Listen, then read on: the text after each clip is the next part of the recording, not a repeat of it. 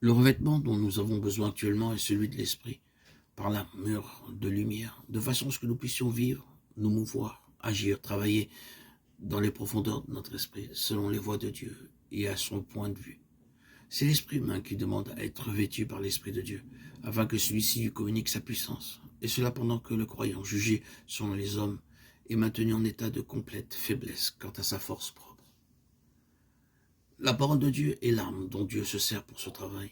La parole de Dieu est vivante et efficace, plus pénétrante qu'une épée à deux tranchants. Elle atteint jusqu'à la division de l'âme et de l'esprit. Hébreux 4:12. Sur le calvaire, la chair a été crucifiée, mais c'est la parole de Dieu qui demeure et travaille en nous, qui sépare l'âme de l'esprit. Une des facultés de l'âme est l'intelligence. Il y a chez beaucoup de gens un mélange d'âme et d'esprit, de sorte qu'ils ne savent pas distinguer ce qui appartient à l'un ou à l'autre, ne savent pas discerner ce que Dieu met dans leur esprit, ni la différence entre ce qui est dans leur esprit ou ce qui est dans leur intelligence. Comment ferons-nous donc cette différence? En réalisant la vérité de la parole de Dieu, en laissant le Seigneur produire en nous cette œuvre de division. Tout au moins devez-vous comprendre qu'il faut que cette division se fasse.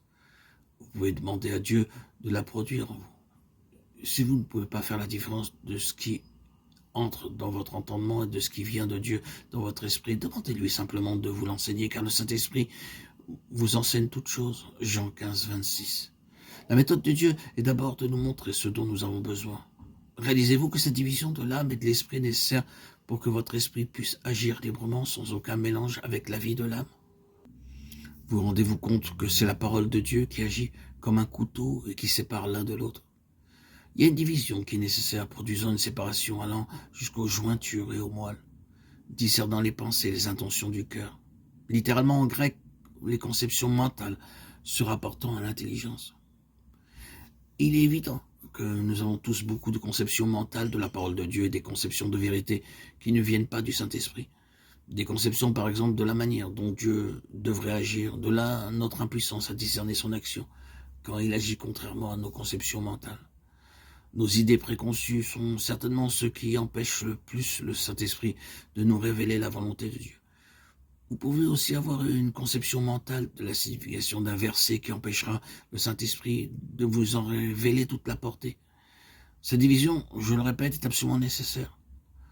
Quand il vous semble difficile d'être guidé par Dieu, c'est parce que vous ne laissez pas Dieu vous guider clairement, et cela à cause de votre incapacité à discerner la différence entre les choses de votre entendement et les choses de votre esprit. De là, la nécessité de connaître la croix, d'être mort selon la chair, et de laisser la parole de Dieu agir en nous comme une épée aiguë à deux tranchants, divisant l'âme de l'esprit.